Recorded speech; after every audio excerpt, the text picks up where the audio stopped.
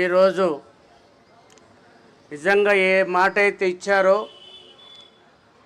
అసెంబ్లీలో మా వేదన, మా బాధ, మా ఆక్రోదన, మా బాధనంతా దృష్టిలో పెట్టుకొని గౌరవనీయులు కామారెడ్డి ఎమ్మెల్యే గారు వెంకటరామరెడ్డి గారు ఏ మాట అయితే ఇచ్చారో ఆ మాట తప్పకుండా ఇవాళ నిరాహార దీక్ష కూర్చోబెట్టినందుకు మమ్మల్ని నిలబెట్టినని చెప్పి వారికి ప్రాధాన్యవందనాలు చేస్తాము.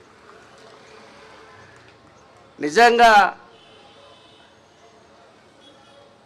మాటలు చెప్పినటువంటి ముఖ్యమంత్రి గారు, నువ్వు అధికారం వచ్చే ముందు మా సమస్యలు ఏమీ లేకుండా పరిష్కరిస్తామని చెప్పి మాట ఇచ్చావు. మోసపోయావు.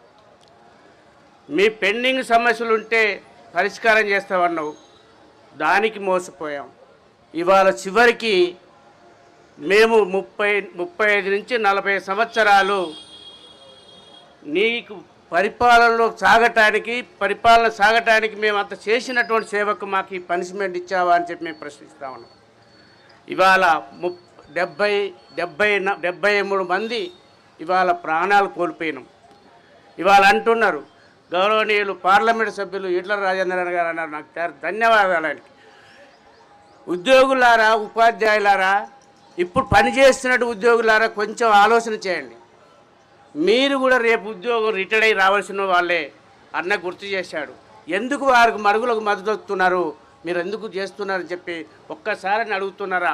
మీరు అడిగి ఆలోచన చేయాలని చెప్పి కోరుతా ఉన్నా. ఇంకొక మోసపూరితమైన వాతావరణం చేశారు. హెల్త్ పాయింట్ అని, హెల్త్ కార్డు అని చెప్పి.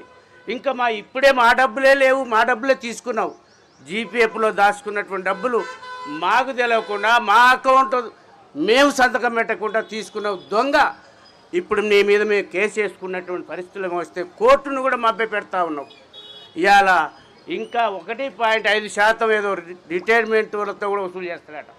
ఇక రేపు ఈ డబ్బులు ఇయ్యాడు, కానీ ఇక రేపు ఈ డబ్బులు కూడా ఎగదెంగడానికి ప్రయత్నం చేస్తూ ప్లాన్ చేస్తున్నటువంటి సందర్భాన్ని మేము గుర్తు చేస్తా ఉన్నాం. ఎందుకు మేము చేయాలి? ఇప్పుడు మాకు వచ్చే అరకొర వచ్చేటువంటి జీతంలో, ఆ అరకొర వచ్చే పెన్షన్లో ఇంకా 1000 రూపాయల కోత మా బేసిక్లో పెట్టి 1000 రూపాయల కోత పెడుతున్నటువంటి ప్లాన్లు చేస్తున్నటువంటి ఈ ప్రభుత్వాన్ని గద్దె దింపాల్సిన అవసరం వచ్చిందని చెప్పి మనం చేస్తూ ఉన్నాం. ఇంకా విషయం కూడా చెప్తా ఉన్నాం.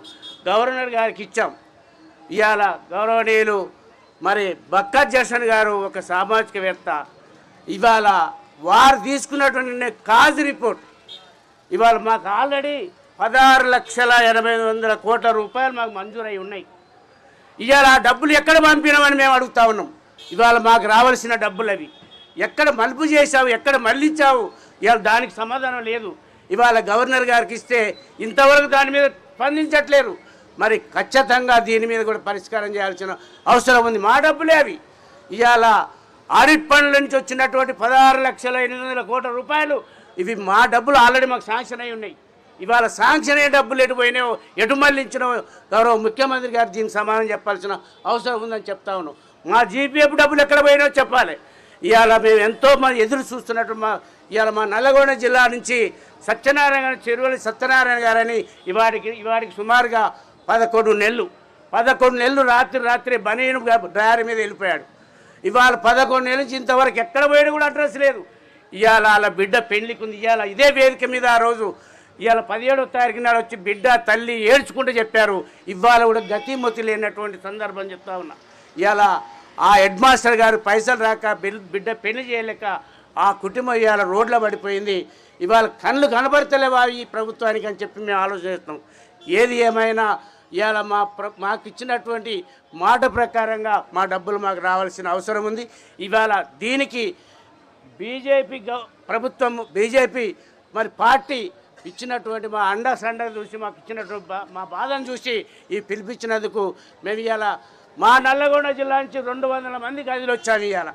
ఇవాళ ఖచ్చితంగా 200 మంది 2 బస్సులు వెహికల్స్ మీద అంతా కూడా మేమందరం వెంకటరామరెడ్డి గారు ఇచ్చినటువంటి పిలుపు మేరకు వారి స్ఫూర్తికి మేము ఉండాలి, ఖచ్చితంగా మా కోసం చేస్తున్నాడు అని చెప్పి మేమందరం కూడా కట్టగట్టుకొని మేమంతా వచ్చి ఇవాళ అన్నగారికి సంఘీభావం చెప్పినటువంటి సందర్భం గుర్తు చేస్తా ఉన్నాం. ఏది ఏమైనా అన్నగారు ఏదాకా అన్నారు, ఒక అన్నారు